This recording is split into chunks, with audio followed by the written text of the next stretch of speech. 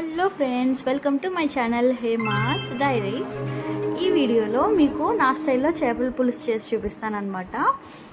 చాలా సింపులే, చాలా తక్కువ ఇంగ్రీడియంట్స్తో ఫినిష్ అయిపోతుంది అనమాట. ప్రతిసారి ఇవే 4-5 ఇంగ్రీడియంట్స్ ఉంటే చాలు, విత్ చేపలు మనకి అయిపోతుంది. ముందుగా క్లీన్ చేసుకున్న ఫిష్లోకి మనం ఉప్పు, పసుపు, కారం ఈ 3 ఇంగ్రీడియంట్సే నేను వేస్తాను. 3 సరిపడినంత వేసి కలిపి పక్కన మ్యారినేట్ చేసి పెట్టుకోవాలన్నమాట.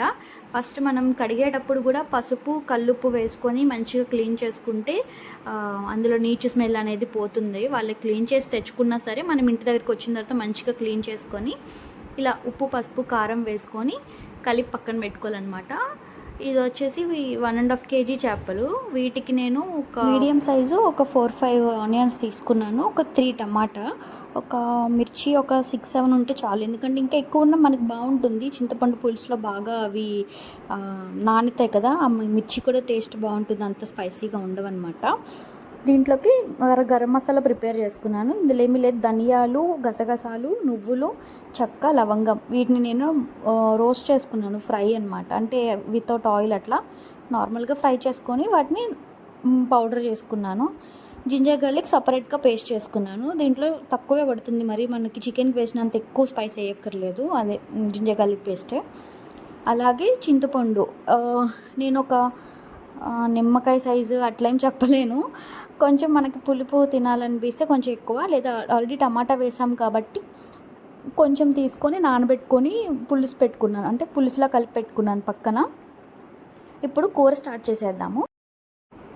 స్టవ్ మీద కడాయి పెట్టుకుంటాం కదా, అది అందరు చేసేదే. దాంట్లో ఆయిల్ వేసుకుందాం. ఎంత అంటే చేపల కూరకి కొంచెం ఆయిల్ ఎక్కువ వేసుకోవాలి, బాగుంటుంది. ఆయిల్ ఎక్కువ ఉంటే, తక్కువ ఉంటే మళ్ళీ నీళ్ళుగా అనిపిస్తుంది పులుసు. నేను ఒక 5 గరిటెల దాకా వేసాను, చూస్తున్నారు కదా నేను వేసే గరిట 5 వేసాను. ఒక 6 కూడా వేసుకోవచ్చు, అంటే మరి ఎక్కువ ఉన్నా మరి ఏదో తేడాగా ఏమి ఉండదు, బాగుంటుంది. ఇప్పుడు ఆయిల్ కొంచెం ఫ్రై అయిన తర్వాత దాంట్లో ఆనియన్స్, కొంచెం కరివేపాకు వేసుకొని ఫ్రై చేసుకుంటున్నాను. ఆనియన్స్ కొంచెం ట్రాన్స్పరెంట్ కలర్, కొంచెం గోల్డిష్ కలర్ వస్తున్నంత వరకు ఫ్రై చేసుకోవాలన్నమాట. మూత పెట్టుకొని మగ్గించుకుంటున్నాను ఆనియన్స్. ఇంకా చేపల కూర అంటే దీంట్లో నేను మ్యాంగో కూడా వేస్తాను అప్పుడప్పుడు. ఈసారి మ్యాంగో దొరకలేదన్నమాట మార్కెట్లో, సో నార్మల్గా వితౌట్ మ్యాంగో వేస్తున్నాను, అందుకే టమాటా కూడా యాడ్ చేశాను. ఒకవేళ మ్యాంగో వేసుకునే లెక్కైతే టమాటా స్కిప్ చేసుకోవచ్చు, చింతపండు కొంచెం తక్కువ వేసుకోవచ్చు. కానీ మ్యాంగో వేస్తే ఆ టేస్టే డిఫరెంట్ ఉంటుంది, అంటే చాలా బాగుంటుంది అనమాట. మ్యాంగోకి కూడా కొంచెం ఆ పులుపు, ఫిష్ ఫ్లేవర్ తగులుతా, అంటే మ్యాంగోని కూడా బారుగా పచ్చి మ్యాంగో ఉంటుంది, దాన్ని మనం ఉప్పు కారం వేసుకోవడానికి కట్ చేసుకుంటాం కదా, అలా కట్ చేసుకొని కూడా వేసుకోవచ్చు. ఇప్పుడు ఆనియన్స్ మనవి చూసారు కదా, అలా ట్రాన్స్పరెంట్ కలర్లో కొంచెం ఫ్రై అయిపోయినాయి. దాంట్లోకి నేను అల్లం వెల్లుల్లి పేస్ట్ వేసుకున్నాను, ఒక స్పూను. ఫ్రెష్గా దంచింది వేసుకుంటే ఇంకొంచెం మంచి టేస్ట్ వస్తుంది అనమాట. స్టోర్ కూడా చేసుకోవచ్చు, కానీ మా వదిన వాళ్ళు ఎప్పటికప్పుడు ఫ్రెష్గానే చేస్తారు ఎక్కువగా.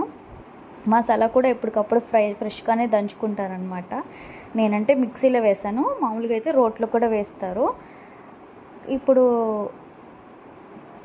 అల్లం వెల్లుల్లి పేస్ట్ కొంచెం ఫ్రై అయిన తర్వాత మనం కట్ చేసుకున్న టమాటా, పచ్చిమిర్చి కూడా వేసేసాను.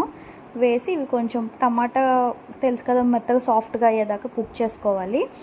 ఇప్పుడు అల్లం వెల్లుల్లి వేసాం కాబట్టి అది అడుగంటుతుంది కూడా, మనం కలుపుకుంటూ ఉండాలన్నమాట మధ్య మధ్యలో మూత తీసి, లేదంటే అడుగంటుతుంది. పులిసే కాబట్టి అడుగంటిన తర్వాత అది కలిసిపోతుంది, బట్ ఎక్కువ మాడకుండా చూసుకోవాలి.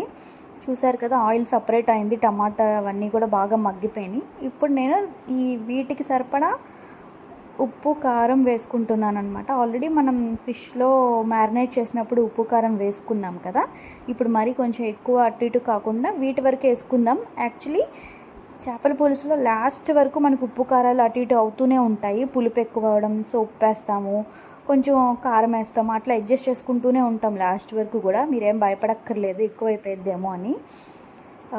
ఈ కారం వేసిన తర్వాత కొంచెం ఫ్రై అయింది కదా, తర్వాత నేను చింతపండు పులుసు వేసుకున్నాను అనమాట. ఇప్పుడు చింతపండు పులుసు వేసే స్టెప్లో ముందుగానే ఫిష్ వేసుకొని మగ్గించుకొని దాంట్లో చింతపండు పులుసు కూడా పోస్తారు కొంతమంది. నేను ఒక్కొక్కసారి అలానే చేస్తాను, బట్ ఈసారి ఏం చేశానంటే చింతపండు పులుసు ఫస్ట్ వేసి పులుసు మరిగినాక ఫిష్ ముక్కలు వేసాను. ఎప్పుడు ఒకేలా ఎందుకులే అని ఈసారి కొత్తగా చేశాను అనమాట. But trust me friends, taste అయితే సూపర్గా ఉంది. మీరు కూడా ట్రై చేయండి.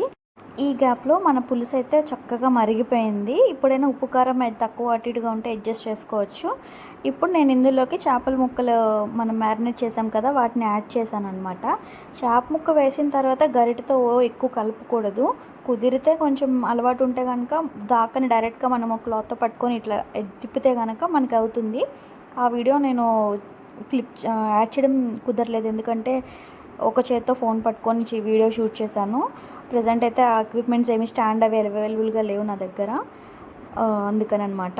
ఇప్పుడైతే ముక్కలు యాడ్ చేసేసుకున్న తర్వాత మీరు గరిట అనేది మీకు క్లాత్తో తిప్పడం కుదరకపోతే గరిటని ఎడ్జెస్లో పెట్టి ఇట్లా కదుపుకోండి. నేను వీడియోలో చూపిస్తాను చూడండి, అట్లాగే ఎడ్జెస్లో పెట్టి తిప్పుకోండి. అప్పుడు కూడా కొంచెం పులుసు అనేది కదులుతూ అన్నిటికీ యాడ్ అవుతుంది. అంతేగాని ముక్కలకి ఎక్కువ తగిలి కలపకూడదు చికెన్ తిప్పినట్టు. ఇది మరిగిపోయిన తర్వాత దీంట్లోకి నేను మసాలా అవి ప్రిపేర్ యాడ్ చేసుకున్నాను అనమాట.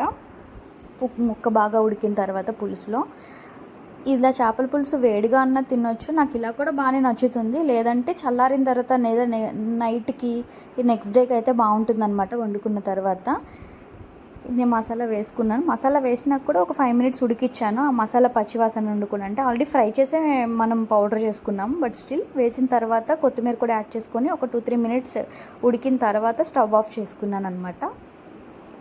ఇంతే గాయస్, ఈ చేపల పులుసు అనేది సింపుల్గా 4-5 ingredients ఉంటే చాలు చేపల పులుసు చేసుకోవచ్చు. కాకపోతే కొంచెం మనం ఓపిక్గా చేసుకోవాలి. ఈ రెసిపీ మీకు నచ్చితే ఒకసారి మీరు కూడా ట్రై చేసి నాకు కమెంట్ సెక్షన్లో ఎలా కుదిరిందో చెప్పండి. అలాగే నా వీడియోస్ మీకు నచ్చుతుంటే కనుక తప్పకుండా నా ఛానల్ సబ్స్క్రైబ్ చేసుకోవడం మర్చిపోకండి ఫ్రెండ్స్. నా వీడియోస్ని లైక్ చేయండి, షేర్ చేయండి. అలాగే సబ్స్క్రైబ్ చేసిన తర్వాత గంట బెల్ ఐకాన్ ఉంది కదా, దాన్ని కూడా క్లిక్ చేసి పెట్టుకోండి. Thanks for watching.